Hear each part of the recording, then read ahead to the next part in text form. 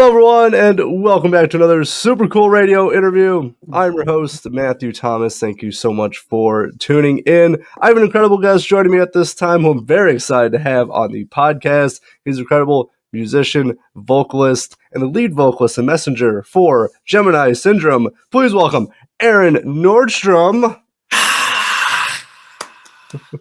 What's up, man? It's awesome to have you on the podcast. Obviously, I'm excited to chat everything Gemini Syndrome has been working on. You guys have been very busy this year. Yeah, getting back into it, man. Took like a good year off of any real activity. And this record's been in the can for a minute, so we're excited to finally release it and start sharing it with everybody. And it's been received well, so we're doing the thing, as I like to say. Oh, for sure. But I did want to talk about, obviously, so the latest single is Carousel that was released. So, I'm kind of curious because it's been my favorite single from this year so far. So, I'm curious, if people have not listened to it yet, what can they expect musically and lyrically? Well, lyrically, we'll start there. I feel like this record was really honest. It's a lot of just raw emotional honesty. Kind of in the way that Lux was. The first record was really just raw and unpolished in a sense. I feel like I tapped into some of that this time around. But with like the 15 years and numerous records of experience writing, professional records or whatever. So it feels like kind of a full circle journey, right? Of getting back in touch with kind of this, I keep saying this raw emotion, I was going through a human experience while I was writing this stuff, and a lot of it was negative. So that came out in this album. I feel like the music is really polished. I feel like it's probably our most mature record musically. A little experimental. We stepped off in some other directions here and there. Not totally outside of our comfort zone, not totally outside of the box that we sort of live in as Gemini Syndrome, as songwriters. But I feel like we're getting a little more free with, just expressing what we want to express as opposed to what we feel people want to hear or something like that. I don't know. No, I got you for sure. I definitely kind of noticed, with this, batch of singles, the kind of, not again, as you said, it's not a completely different direction for you guys, but it's definitely, it feels very, different compared to, some of the previous, albums and singles you guys released. And I really like just, kind of the more, it feels very human, obviously, with, some of the singles talking about very real human emotions that you touched on earlier. I very much enjoy it because, again, it feels just a little bit of a different style of Gemini Syndrome. Yeah, not a total departure, right, from our comfort zones, but definitely a little bit of experimentation and dipping our feet in other ends of the pool or different pools altogether. Carousel kind of starts out with this acoustic vibe, which is not something we do very often. I was really surprised actually when I got in the studio and heard that song, and it was a nice out of left field kind of surprise. So. Oh, for sure. I'm kind of curious though, with the studio, was recording this album, these singles, was it a different writing and recording experience compared to previous albums? Yeah. It was sort of nightmarish for me. They had given me, I was in Belgium with my other band, Wyote, doing some shows over there, and the guys were in the studio with Matt. We didn't walk in. I think those guys came in with some riffs and some ideas, but we didn't walk in as prepared as we have in the past. Normally when we go into a record, we've got, 30 to 50 songs to choose from, or at least skeletons of songs. And we had definitely some ideas that we walked into the studio with, but not in the same way that we had previously. So a lot of the work was done in the studio by the guys and Matt Good. So I started getting demos while I was overseas, and I had a little time to listen to it. And then I came home, I think it was the 29th of August that year. And our manager at the time had booked me for the 13th of September. So I had 2 weeks to write an album. And it didn't happen that way. I went down 2 weeks later and I recorded 3 songs, one of which was Carousel. and we kind of hit a brick wall. We were both a little frustrated with what was going on and the timeline and everything. And I ended up coming back to Vegas for another month and finishing out the rest of my writing, and then going back down to Phoenix to work with Matt and finish it out. I was probably in the studio for a total of 8 days. It was the shortest turnaround I've ever had on any project. It was the least amount of time and preparedness I'd ever had on any project. Not by my own choice, mind you, but just kind of circumstance. So, if anything, it was a learning experience and a testament to the fact that I can, I can crank out poems really fast.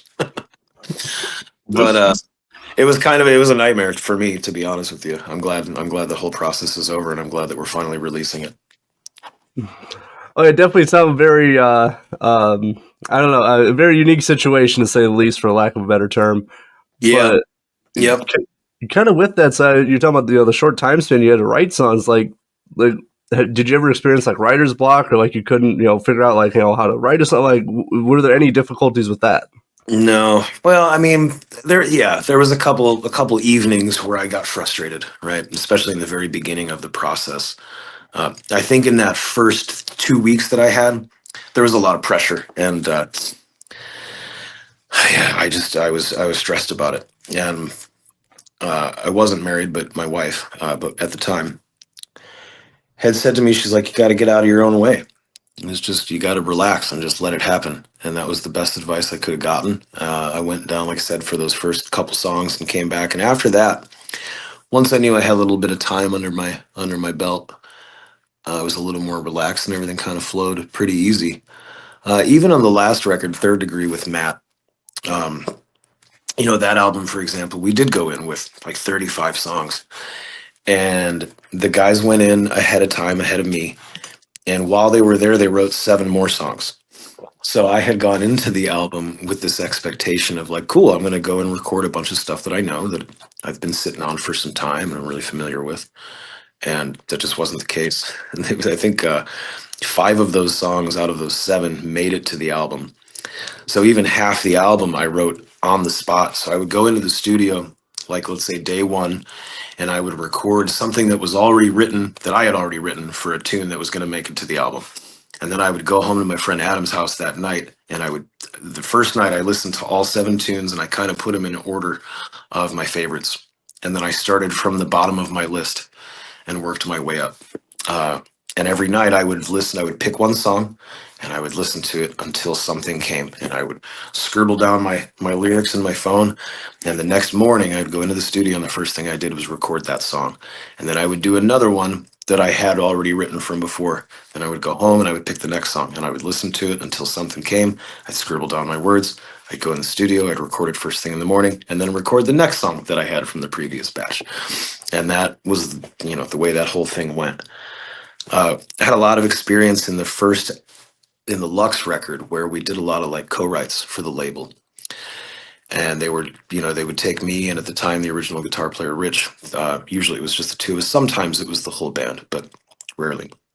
But they would put us in a room with somebody we didn't know, a songwriter. We wrote with a lot of really great writers. We've got to work with Neil Avron, who did, I believe, Meteora record for Linkin Park. I mean, it was just some phenomenal writers. But the skill set I learned was like, when you do a co-write like that, they send you in a room and you have maybe 2 days. I usually fought for 2 days, but sometimes it was just one session. Like, you got 6 to 8 hours to, from scratch, write a song, record it as a demo in this room with whoever it is, and submit it to Warner Brothers, right? And hopefully they like it or they don't.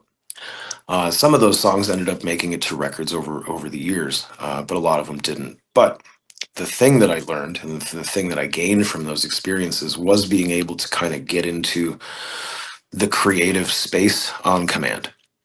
I don't really feel like I ever have writer's block where I can't write anything. I have times where I'm more or less inspired, right? I think that's an ebb and flow of life in general.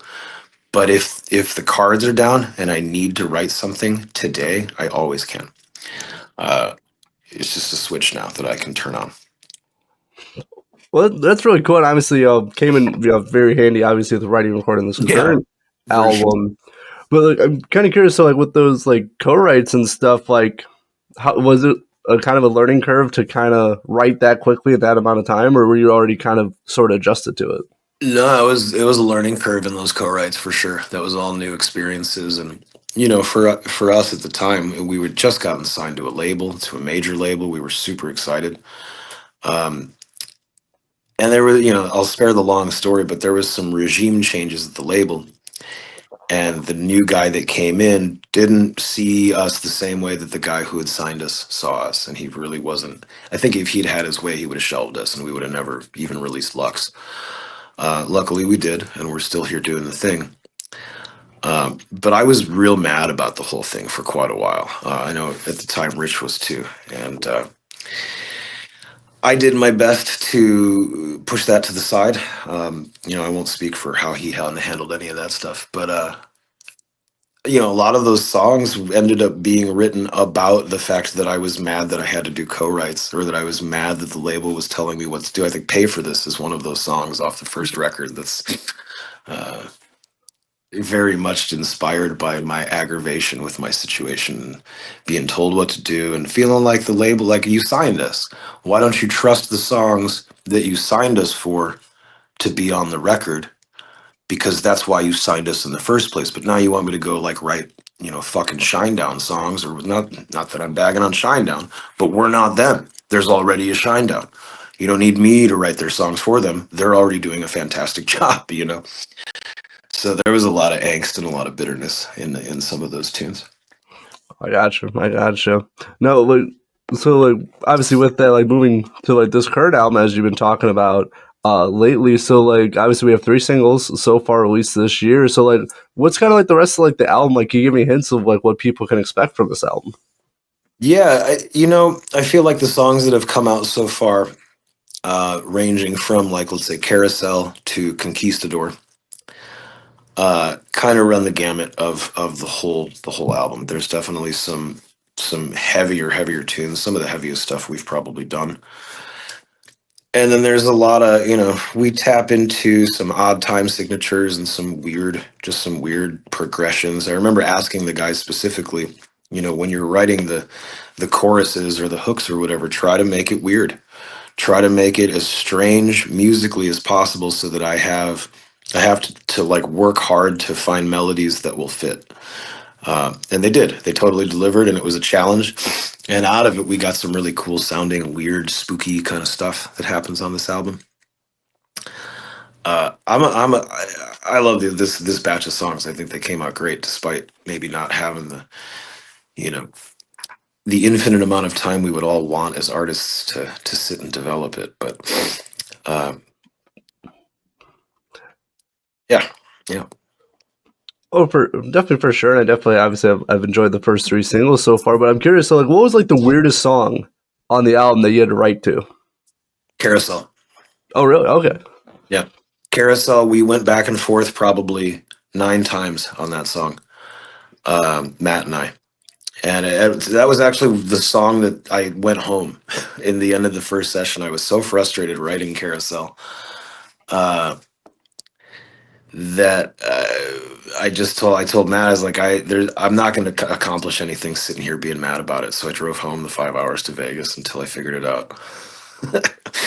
It was weird because it's like there's some weird changes in it. It's kind of a different vibe from what we'd done before. It's a little proggy, and we just couldn't quite see eye to eye on where the melodies were falling and all that. And funny enough, by the time the whatever version is in existence now, the version that you're familiar with, by the time that was done, I mean, I don't even remember what the original versions sounded like. So it was like we kind of butted heads, but it was I think more of a frustration with just the lack of time to prepare in that moment, that I felt frustrated with, my lack of, substance. I didn't have anything, and I was, under pressure and under the gun. I was just frustrated. I was like, you know what? I'm gonna take my power back a little bit and go sit on this until I'm comfortable with it. But that definitely posed the most challenge for me. Oh, it's really cool, but honestly, I like obviously the version that's currently that was released. I very much like because it's very they're not very, but it's different from what people expect from Gemini Syndrome, if that makes sense. Like 'cause obviously I've enjoyed the catalog of music, but I feel like especially with these three singles that it's very different, but also kind of a fresh kind of sound and style for Syndrome, even if it's just like a little bit different from previous Right. catalog material. Sure. Sometimes we'll talk about how the cycles of life, right? But this is if you look at the cycle in a three-dimensional sense, it becomes a spiral, right? And I feel like this is very much full circle to, like I said earlier, like the raw emotion that Lux was, the kind of youthful that I had at the time that I wrote that compared to now. I feel like I was emotionally in a similar state. But after 15 years of writing records with this band and touring on it and working with a bunch of other artists in the industry and just learning a bunch of stuff along the way, having a little more polish on the songwriting end. And so I feel like it is back to the beginning in a sense, but like a level up, right? Definitely different, but still tethered to the source. That's a perfect way to describe it. But obviously, we talk a lot about like studio and being prepared in the studio. But I'm kind of curious for like a live show. Do you like mentally prepare differently for a live show compared to recording music? Not really. Okay. Not really. I used to be a lot more anxiety ridden about live performances. I've always been pretty comfortable in the studio. There's nobody really watching you except who you're working with. So to me, that's not really a high stress environment. I used to get real nervous for live shows. I would dry heave for 30 minutes before every performance. And, for years I couldn't eat within 4 hours or so before we played, or I'd get sick. Uh, I'm not entirely sure what changed. There was a bunch of things that changed in my life. I quit drinking 5.5 years ago, so that's definitely part of it. Um, but at this point, maybe I've done it so many times that I still get excited about shows, but I don't get nervous. And you'll find it's not unheard of to find me eating an hour before we play now because I'm hungry and I'm not gonna starve myself for the show. I guess I've made enough mistakes live and had enough hiccups that I'm not really afraid of anything happening on stage because it's all already happened and we've traversed it. We've figured it out. I've had in-ears go out. I've had gear completely die. I've had PA systems completely die. I've been sick. I've been tired. I've done it all. So it's not going to kill you. So I just don't really freak out anymore like I used to. Oh no, for sure. Like I'm not a musician on stage, but like I work for a minor league baseball team, so I'm like the guy who has to hype up the crowd on the dugouts. Sure. And I've been doing it for a few seasons, and after a while, like I've had to I'm started to train like the new people coming in, and it's like after a while, you just feel like I feel like I'm embarrassed proof at this point. Like I've like slipped and fallen into like the catch net. I've done all this stuff, and then like after a while, it's just like it just adds to the show at this point. People are they're probably they might remember that and they go, wow, that guy was something. He fell off into a catch net, but honestly, you just got to play it off. You just got to have fun at that point. That's it. We're so concerned as humans with how we appear and doing everything right and not making mistakes, and the reality is that we all fuck up and we all make mistakes and we all learn. We all have learning curves. And, the great equalizer is death. But beyond that, there's nothing to really, and even death isn't worth fearing, I don't think. So anything short of that isn't going to ruin my day, Oh, exactly. And that's something I've kind of like started to realize that like not everything's life and death at this point. It's, hardly anything is. Hardly anything is. Only life and death things are life and death. Everything else is superfluous. Right. That's a perfect summary. Yeah. But I also do want. So with the live show, I'm curious. Do you have a favorite song to perform live? Lately, it was the last time we were out was Conquistador. I really like that tune. It's a little rappy for me. I really love the kind of djent stuff that the guys did. I'm a big fan of prog rock and prog metal and djent, and so when we started dipping our toes in that water, it was really exciting for me. Um, yeah, I don't know that there's a favorite song or anything, or even a favorite album at this point. I feel like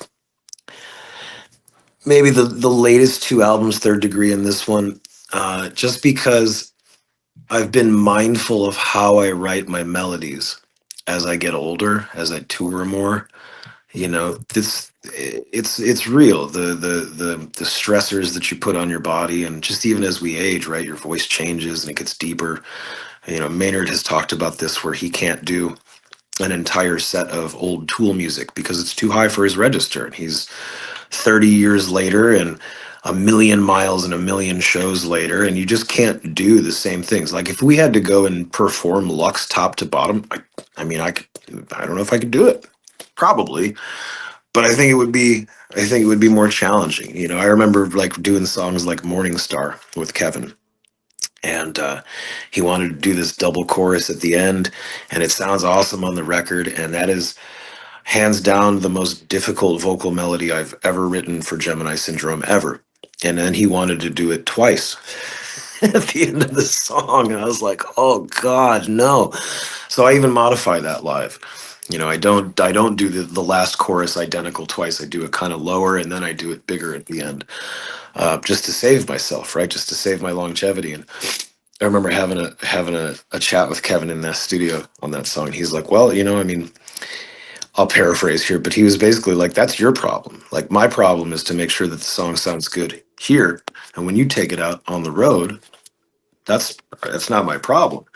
And we had a conversation years later, and he actually like apologized for saying that. He's like, I realized like after the fact that sometimes, you know, we have to take into consideration, you got to take this on the road. And you might have to play this song 300 times in a year, or, you know, or something crazy like that. And you know, so it helped him kind of change his perspective of how he writes stuff too, you know. But I feel like some of the newer stuff might be easier to sing. It's not quite as demanding on my voice. I don't quite go as high in the range. um, but I say that, but it's all pretty demanding vocal stuff at the end of the day, no matter how I slice it. So 70 minutes on stage doing Gemini Syndrome is plenty for me. Oh, for sure, for sure. With everything with that, I can definitely believe that. But now, as we're starting to close out this interview, Aaron, thank you so much for chatting with me. I had a fantastic Of time course, chatting of about course. all things Gemini Syndrome. So I'm kind of curious. So obviously, we're in April right now. Like, what is like the rest of the year looking like for Gemini Syndrome? Will there be any new live shows? Yeah, so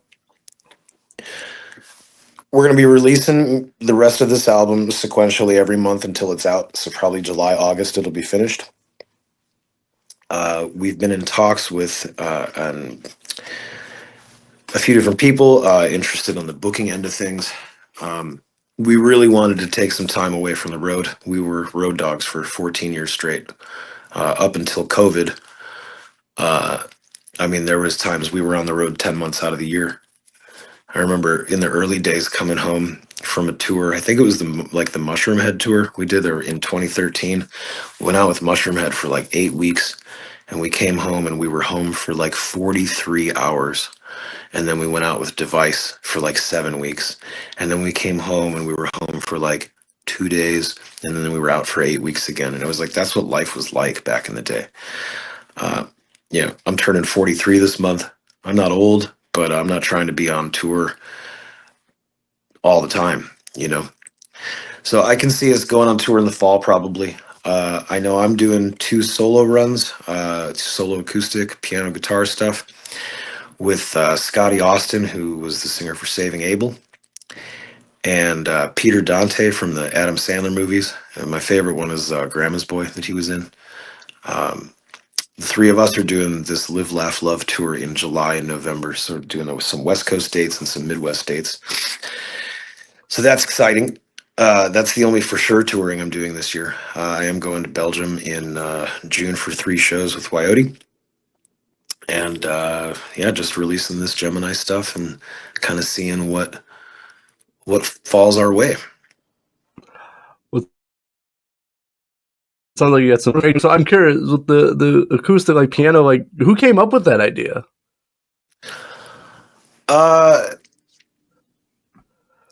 Well, we've been doing that for a long time. We've always done that kind of as our meet and greet, right? At some point, we decided we were going to start doing meet and greets, and I don't particularly care for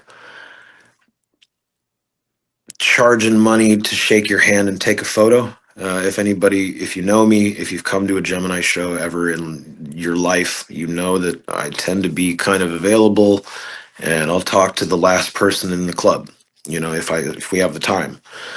So I wanted to do something that was special, right? Instead of just piss off, right? I get it. We all got to make money out there, right? And it's a hard gig until you're at the upper echelon of bands. Like you don't make a lot of cash, right? It's hard to make a living. So we got to do what we got to do. But the solution to that was, well, why don't we bring the acoustics with? I was very heavily inspired by the band The Contortionist. They have an album called Language that I absolutely love, and they did a version called Rediscovered, or Rediscovered, Reimagined, one of the two. Anyway, it was that record looked at through the lens of acoustic, right? The guy's playing with hot rod sticks on his drums. Everything's kind of muted out. They've got acoustic guitars, and they used like electrics. They used some keyboards and stuff, and they used some effects on their acoustic guitars, but really it's an acoustic experience of these really proggy metal songs.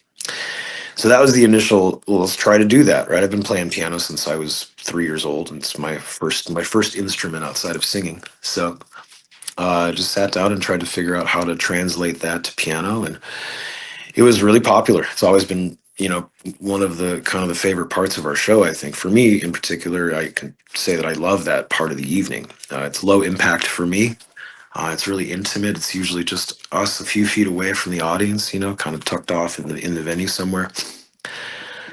So last October, I think it was, my good buddy Waylon from A Killer's Confession, formerly Mushroomhead, called me up, and we had done that song Voices last year, and it was going to radio, and it was doing, I think we hit number 7 on the charts, and it was doing really well, and he wanted me to go on tour with him. And I was in no capacity. I didn't really want to go on the road at all at that point in my life. But he asked me, he's like, well, what's Gemini doing? And I said, well, we're not in any place to go on the road for sure. Like we hadn't even really seen each other, in probably 9 months, even though we live in the same city, but we just kind of took a step back, right? He said, well, I really want you to go out and do this song. What can we do? And I didn't want him to have to pay me to do one song, because that's me screwing my friend. But I didn't want to go out for free, because that's screwing me. So I had to figure out a way, like, okay, I teach music from home when I'm not on tour. Like, how can we compensate so that I can get at least enough money to pay my bills and call it fair, right? And he said, we came up with this, like me opening the show acoustic idea. I'd never done it without the rest of Gemini before, right? But we just kind of, I said, well, fuck it, let's find out, right? See what happens. So I did In the Middle of a Night with Under Black Sky, followed by Lilac, two arguably metal bands. And then they'd clear off the stage and I'd walk out with my piano in a room of, 500 to 1,000 people who were drinking and ready for the metal night. And then here I come out playing my little ballads and stuff. And it was a huge success. It was really, really well received. And we were all very pleasantly surprised by that. So in the process, these last couple, now I knew that is the thing I can do and that people enjoyed it. It's also kind of neat because it is so stripped down. It is just me. There isn't any kind of percussion happening. There's no background. It's just the piano and my voice. I didn't run any kind of laptop. I didn't run any kind of tracks.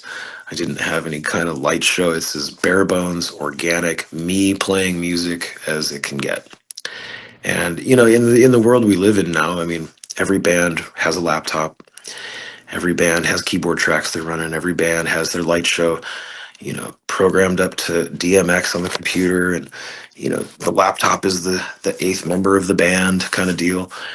And I'm not bagging on that because we do that too. I could do that in all my projects. But for this, it's just very much the opposite world.